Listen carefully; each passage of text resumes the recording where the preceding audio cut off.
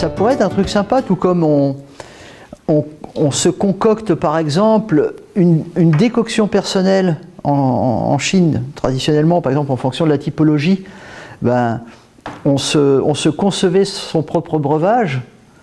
Alors on prenait du thé, puis mais seulement, ben, comme moi, tiens, j'ai pas la vue très forte, je mets un peu goût de chitze, puis un peu machin, puis on se faisait sa propre boisson qui était bonne pour soi, à la fois au goût et à la santé, et on pouvait aussi se faire, chacun se faisait ses exercices, mais là encore pas forcément par rapport à ce qu'on aime, mais par rapport à notre état, et on se faisait son Qigong, sa série personnelle d'exercices bonne pour soi, parce qu'on a telle faiblesse, parce qu'on a tel âge, parce qu'on a tel métier. Et donc, ben, le matin, chacun faisait, et vous le voyez encore dans les parcs, chacun fait un peu son truc. Après, il y a tous ceux qui font la même chose en musique, bon, ben, c'est bien, ça c'est du prêt-à-porter, pour dire on se bouge un peu avant de... Mais on peut thérapeutiquement faire quelque chose de moins standardisé, d'adapté, où on peut prescrire à un patient 2-3 exercices. Et c'est pas parce que on y arrive facilement qu'on choisit cela, c'est parce qu'ils sont bons, parce que effectivement certains exercices sont plus durs au début, puis après on se familiarise avec. C'est comme les décoctions, elles ne sont pas toujours bonnes, mais finalement on s'y fait. Donc il y a une partie, enfin il y a une partie de choix, puis après il y a une partie d'accoutumance qui fait qu'on le maîtrise, mais au moins c'est quelque chose qui est bon pour nous.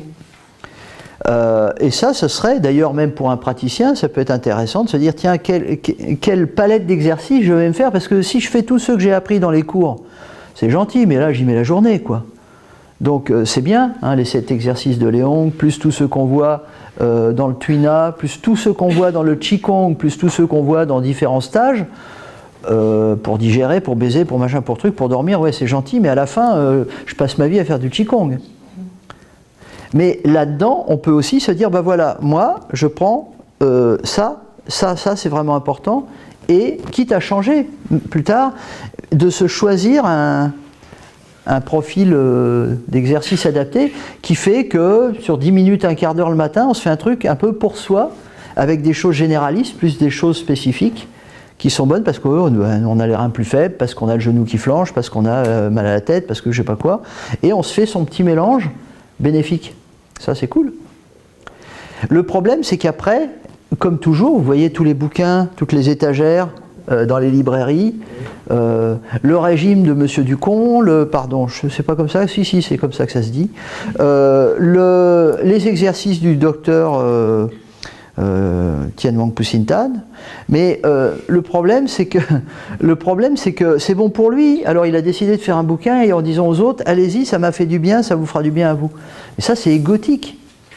C'est pas ça la médecine. C'est pas moi je pratique comme ça, regardez comment je suis, alors vous faites pareil, vous serez comme moi. Ça, c'est pas très jaune comme logique,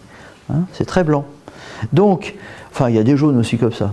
Mais non, le truc, c'est de dire, voilà ce que fait chaque exercice,